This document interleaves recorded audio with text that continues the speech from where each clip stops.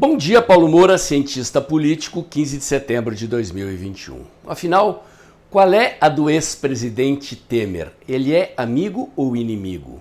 É um aliado ou um político inconfiável? Por que será que foi justamente ele que o presidente Bolsonaro convidou a Palácio para redigir a carta de armistício que se tornou pública após o 7 de setembro?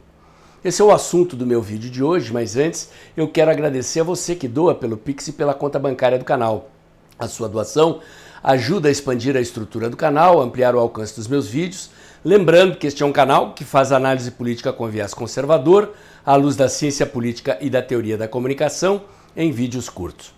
Lembro também que este canal foi desmonetizado e que o trabalho de informação e análise independente que fazemos aqui, comprometido com você, depende dessas doações do Pix. Meu muito obrigado a quem já doou e meu muito obrigado também a quem ainda pretende doar. Lembro a vocês ainda de se inscreverem no meu canal do Telegram, o Dextra by Paulo Moura. Lá eu posto diariamente os links das notícias e análises do site tempoedinheirooficial.com.br e logo cedinho da manhã os links dos vídeos aqui do canal. Lembro a vocês ainda que criei um canal alternativo de vídeos na cos.tv. Chama-se Dextra Jornalismo. Inscrevendo-se no meu canal do Telegram e na cos.tv, você tem a garantia de que não perderá contato comigo caso eu seja censurado em alguma mídia social. Lembro ainda que de segunda a sexta-feira, entre 1h30 e 2 da tarde, eu faço um comentário político em tempo real no canal Tempo e Dinheiro do jornalista João Batista Olive. Muito bem, gente, vamos ao assunto de hoje então. O general estudioso da guerra moderna, von Clausewitz, tem uma frase que diz que a guerra é a continuação da política por outros meios. O que ele quer dizer com isso? Que quando a política termina, ou seja, quando a diplomacia, a conversa, a negociação termina, o que resta é a violência.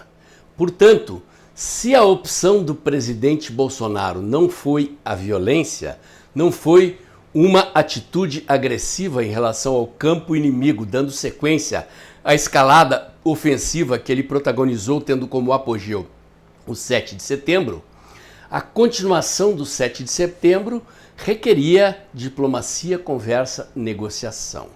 Razão pela qual chamou o presidente Temer. Por que o presidente Temer?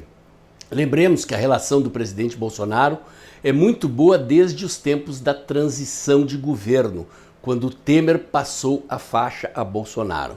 É preciso lembrar que Temer conspirou contra Dilma Rousseff. Ele era vice de Dilma e o impeachment não teria acontecido se Temer não tivesse dado aval a seus articuladores para amarrar o impeachment no Congresso Nacional.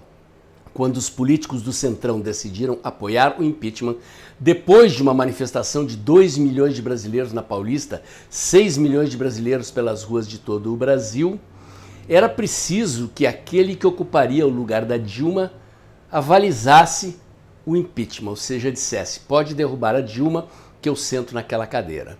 O PT, portanto, tem Temer atravessado na garganta e razão para querer a cabeça dele. Temer, por sua vez, tem todos os motivos do mundo para não querer a volta do PT ao poder. Isto significa que Temer é um bolsonarista? Longe de mim dizer isto. Mas, em política, como na vida em geral, as pessoas se movem por interesses. E Temer, portanto, é alguém que não tem interesse na volta do PT e foi bem tratado pelo presidente Bolsonaro desde o início do seu mandato, exatamente porque, entre outras coisas, tratou bem o presidente Bolsonaro na transição de governo. Abriu as informações do governo para a equipe do ministro Paulo Guedes, para a equipe de futuros ministros do presidente, pegar informações e dados que preparassem o início do governo. Lembro também de um outro episódio que testemunha o que eu estou dizendo. Quando houve aquela explosão terrível de amônia no Líbano, país do qual Temer é descendente, Temer foi nomeado por Bolsonaro comandante de uma comissão humanitária de ajuda do Brasil ao Líbano. É bom lembrar também que o Brasil é a residência de muitos descendentes de libaneses. O Líbano é um país conflagrado, que vive constante instabilidade política e militar, está situado ali geograficamente, geopoliticamente, numa região que é o meio de campo do conflito entre países árabes e Israel, sofre com isso, razão pela qual muitos libaneses emigraram, e não seria surpresa para mim se o Brasil não fosse um dos países que tem uma das maiores comunidades libanesas fora do Líbano. Se não me engano, tem que pesquisar melhor o dado, esqueci de fazer isso aqui antes de falar o vídeo, são cerca de 10 milhões de libaneses no Brasil. Então, o presidente Bolsonaro fez esta deferência a Temer. Temer foi ao Líbano levar o socorro do Brasil à comunidade sofrida do Líbano naquele episódio da explosão lá no Porto. Portanto, há vários exemplos de bom relacionamento entre o presidente e o ex-presidente Temer. Lembro também que Temer foi alvo da Lava Jato, foi alvo de diferentes investigações por corrupção, é acusado de estar envolvido em processos de intermediação de propina no Porto de Santos, onde, dizem as más línguas, teria ali um esquema de financiamento político da sua turma do MDB na política brasileira. Até hoje, nada disso foi provado e, se a memória não me trai, recentemente um desses processos foi inclusive arquivado. Mas Temer, lembrem-se, chegou a ser preso nas investigações de corrupção que pesam sobre ele. Temer, portanto, é alguém que gostaria de limpar a sua imagem e a sua reputação na política brasileira. Temer vem do Ministério Público, depois de se aposentar, entrou na política, deu-se bem na política, virou cacique do MDB, um dos partidos do Centrão mais proeminentes dessas forças políticas que habitam esse território centrista da política brasileira, cujo programa de governo é sempre estar no governo, seja ele qual for. O MDB esteve no governo Sarney, logo depois do regime militar, que era para ser um governo do MDB. Sarney, como eu já falei aqui em outras oportunidades, era da Arena, partido do regime militar, depois do PDS, sucedendo da Arena. Naquela época não havia coligação partidária, Sarney passou para o MDB para ser vice de Tancredo Neves, que morreu e terminou sendo o presidente da República, num governo no qual o MDB mandava bastante. Depois daquilo, governo Itamar Franco, que era vice do Collor, mas que nasceu e se desenvolveu na política no MDB, depois no governo Fernando Henrique Cardoso, depois nos governos petistas, chegando a ter Temer como vice de Dilma, e hoje, muito embora principais líderes políticos do MDB estejam na oposição ao presidente Bolsonaro, Temer sempre manteve seus canais de diálogo e um bom relacionamento com o presidente. Gente, é bom lembrar, já que eu citei von Clausewitz na abertura desse vídeo, que países em guerra mantêm canais diplomáticos, que exércitos em batalha muitas vezes precisam mandar emissários conversar com o outro lado.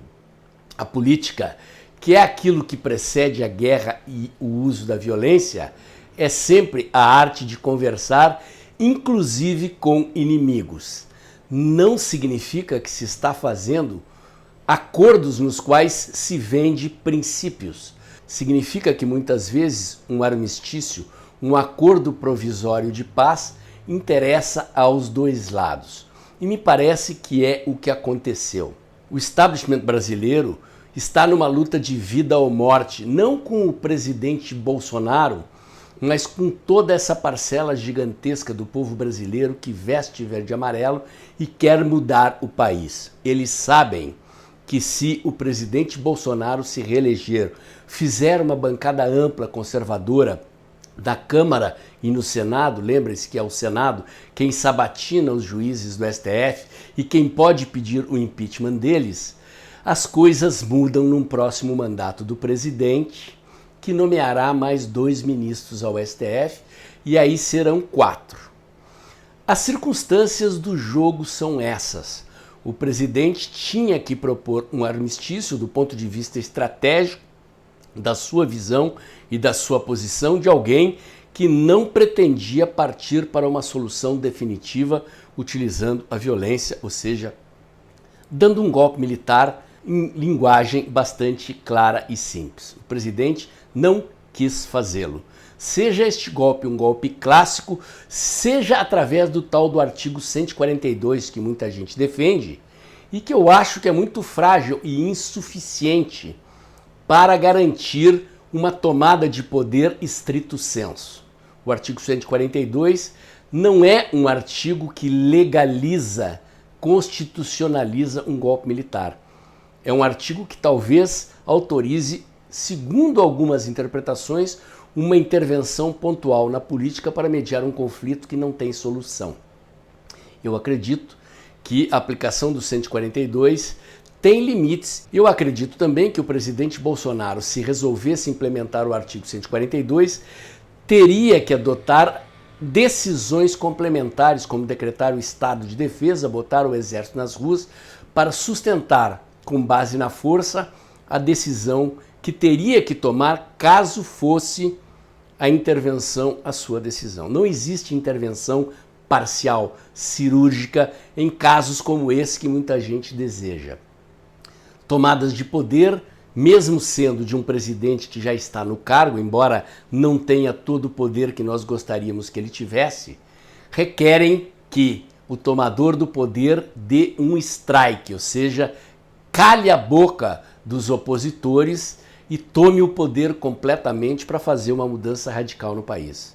Acredito que o presidente avaliou que não era o caso, que a saída seria traumática e que talvez houvesse violência e derramamento de sangue de brasileiros contra brasileiros, razão pela qual o presidente optou pela política e não pela guerra.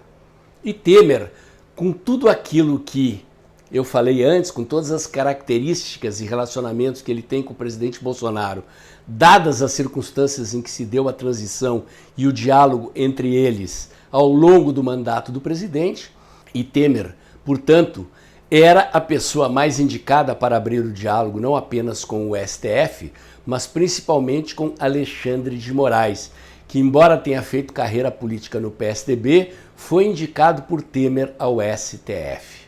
Até o momento, hoje já é dia 15, praticamente uma semana se passou desde o dia 7, não há conflito político acirrado acontecendo no cenário nacional. O presidente não tem atacado o outro lado, e o outro lado, seja ele a oposição no Congresso, seja o STF, voltou para a agenda natural das decisões corriqueiras, das reformas no Congresso e de alguns processos que estão tramitando mais lentamente, que têm menos relevância neste momento.